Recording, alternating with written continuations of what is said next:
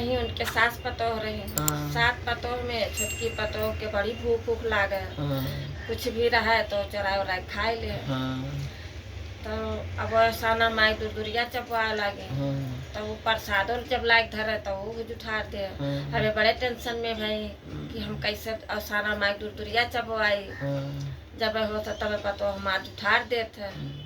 तो का दिन दिमाग में आए कि एक ठू काला कमरा लेके आई, अब पतो है कहीं ले जा नदी पर एक धोए लाओ, जब तक एकदम सफेद ना हो जाए तो कमर लेके घरे ना आए।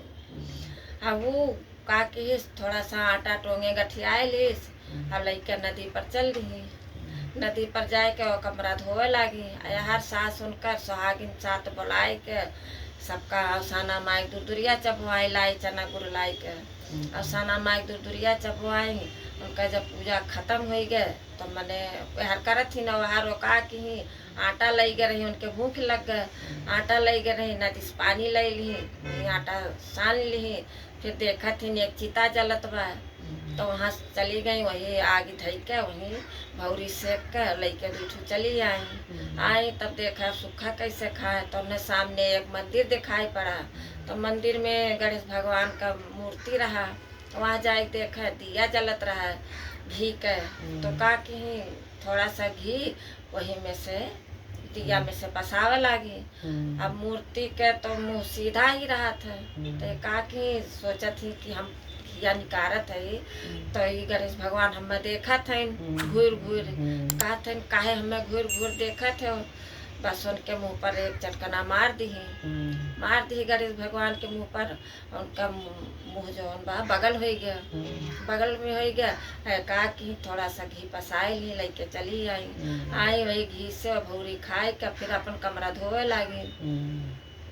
अब हर पूरे गांव भर में प्रचार हो गया कि गणेश भगवान का मूर्ति पता नहीं कैसे टेढ़ा हो गया, उनका मुँह है। तो राजा बड़े चिंता में पड़ी वह गाँव का, कहीं कि जब भगवान ऋषि आए जाइ हैं तो गांव का कल्याण कैसे हुई। अब कैसा भी कह के इनका मूर्ति सीधा करो, और जे कह दे इनका मूर्ति सीधा मुँह तो हम तेका अपन राजपाठ दे दे। राजा कहे अब बहुत भीड़ लग गया मंदिर के पास, ही जाए अब भगवान रही तो भगवान का क्यों छू नहीं पावे कि मतलब अब काव अच्छा हो काव बुरा हो। अब भीड़ लगी बा, इतने में इनका सास अवसाना माई दूरिया चबवाई ली। तब इन्हें याद आए कि हम चलिए हमारे पतोहिया बुखान हो जाए लिया लाई। आवे ताले परे तो कहीं की चला तोहरे भूख लाग गई, चला घरे अपने। कहीं की कपड़ा भी साफ नहीं भा, कहीं नहीं सफेद नहीं हुई, और चला तू कहीं की भूख हमारे नहीं लाग बा, हम आटा ला रहे और भौरी लगा खाए है कहीं ऐसे अच्छा। तब वो चलो घरे लेके आवत रहा। तो रास्ता में जब मंदिर पड़ा तो देखा बहुत भीड़ लगी रही, पूछी काहे भीड़ लगा बा। तो वह पता चला कि गणेश भगवान का मुँह जौन बा टेढ़ा हो गया। तब इनके समझ में आए गए कि हम ही मारे रहन तो वहाँ टेढ़ा भय रहा।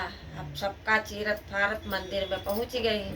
जाए देखे तो कहा थे कि 30 दिन तोहरे ठाने दिया जला था, तू पियत हो तो घी हम नहीं कुछ बोला। अनेक दिन हम घी ले लिहन तो तू काहे रिसिया गए मुँह टेढ़ा कैली हो, भगवान से कहे लगी। बस दूसरों और मुँह पर मार दी भगवान के, भगवान का मुँह सीधा हो गया, सीधा हो गया। अब भगवान पूरा मने हल्ला मच गया कि तो फलाने बहू आई और मुँह सीधा कह दी भगवान का। तो राजा साहब बड़ा खुश भई, उन्हें आधा राजपाठ अपन दे दीन और लाद फान के साथ तो घरे गई।